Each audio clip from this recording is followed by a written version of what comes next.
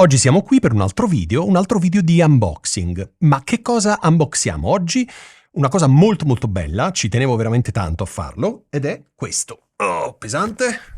Il Tascam Mixcast 4. Lo aspettavo da tempo, non vedo l'ora di aprirlo e soprattutto poi di utilizzarlo in modo da farci anche un video completo. Allora, iniziamo l'apertura di questa scatola. Come al solito io cerco di non distruggere tutto. Lo so che è molto difficile, soprattutto perché se metto la scatola davanti alla videocamera non mi vedi più. Allora, un sacco di manuali che questi vanno letti. Io consiglio sempre, soprattutto quando parliamo di questo tipo di attrezzatura abbastanza complessa, di leggere sempre i manuali, perché ci sono miliardi di funzionalità che riusciamo a conoscere e a utilizzare solo leggendo i manuali. Quindi per favore leggi i manuali. Ok. Allora, partiamo da qua. Si aprirà mai questa cosa? Ah, così. Era facile. Ok, l'alimentatore. Alimentatore che ha la presa non italiana. Vediamo da quest'altro lato che cosa c'è.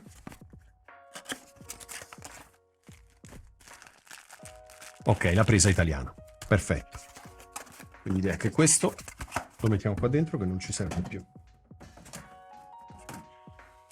E poi c'è lui. Emozione. Ok. Allora. Sembra una cosa meravigliosa aprire un giocattolo nuovo, no? Oh. Eccolo. Guarda che figo. Allora, bello pesante, eh? Non me l'aspettavo. Allora, la domanda che tu mi stai per fare è: Ale, ma scusa, tu c'avevi il Rodecaster Pro, la prima versione, perché l'hai venduto? Perché adesso ti sei comprato il Mixcast 4? Allora, innanzitutto, quante domande fai? Scherzo, fai tutte le domande del mondo. Allora, lo sai perché hai visto i miei video, oppure se non li hai visti ancora, vedili. Non sono un amante di ciò che diventa moda.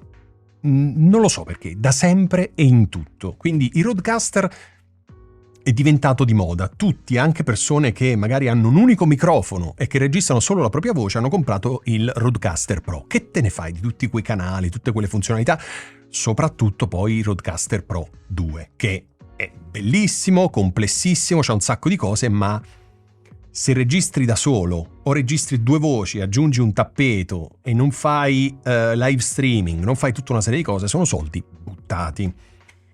Nel mio caso sicuramente 4 canali mi servivano perché facevo più test, faccio un sacco di corsi, webinar, live streaming, eccetera, eccetera, quindi diciamo quello mi interessava. Poi l'ho tolto perché mi era diventato antipatico. Lo so, è un discorso stupido, mi era diventato antipatico. E però una macchina del genere fa veramente comodo. Comodo perché registro, posso fare più test di microfoni contemporaneamente perché ne posso mettere fino a 4, posso fare più cose. Ok, benissimo, adesso che ti ho spiegato perché l'ho comprato, ti do subito le mie impressioni. È molto molto pesante, più pesante rispetto al Rodecaster Pro 1. Ha 4 canali, poi ovviamente ti farò sentire e faremo tutta una serie di video su questa macchina. Ha 4 canali che sono combo, quindi XLR e jack, dietro ha un line-in, ok, left e right, ha l'ingresso per TRS per il telefono, fondamentale, c'ha anche il Bluetooth, ma sinceramente io mi fido di più del cavo, ok? Con tutte le interferenze, i segnali, eccetera, preferisco il cavo, tanto c'è. Ok, dopodiché ci sono le cuffie, 4 cuffie, monitor out, line out e l'alloggiamento per l'SD. Ok, speriamo di non distruggerlo, ok, perfetto. E poi c'è l'alimentazione e il cavo USB per connetterlo, USB-C per connetterlo al computer.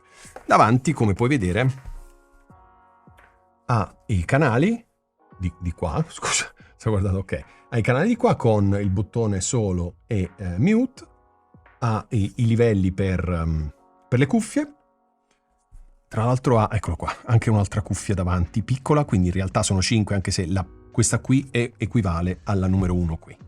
E ha un display molto grande, anche touch, e c'ha un sacco di funzionalità. Ok, questo è semplicemente un video di unboxing, quindi non ti faccio vedere o sentire tutta una serie di cose, ma sto provando ad aprire la bustina e volevo soltanto raccontarti, e poi ovviamente c'hai i pad, cioè l'hai visto, ma te lo dico, c'hai gli 8 pad programmabili e sono molto curioso di provarlo, ti dico la verità, perché ne ho sentito parlare bene e secondo me questa macchina qui è migliore rispetto a Rodecaster Pro 1.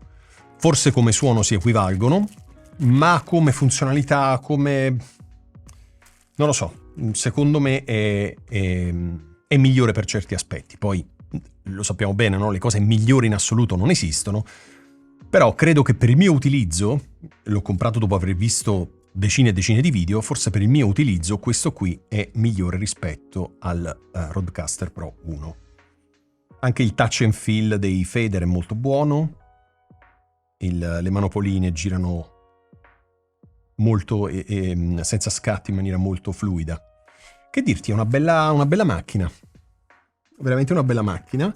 Non ha la possibilità però di essere montato, no, non c'ha l'attacco come il Rodecaster Pro 2, che ha l'attacco per essere montato su un'asta, per esempio.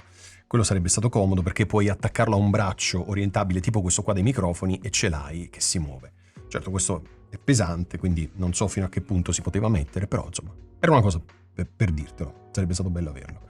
Che dirti, anche il touch dei pulsanti è bello, dei pad. Sembrano, sai, quelle batterie elettroniche. Bello. Allora, che dirti, io adesso mi metto un po' a giocare con questo nuovo giocattolino e spero di farti sapere tante cose interessanti nei prossimi giorni. Ovviamente se hai domande su questa macchina qui nello specifico, sui registratori, sulle funzionalità, su qualsiasi cosa, lo sai, commenta questo video e io ti rispondo nel più breve tempo possibile. Niente, adesso vado a giocare, tu fai il bravo e noi ci vediamo settimana prossima per un altro video. Ciao!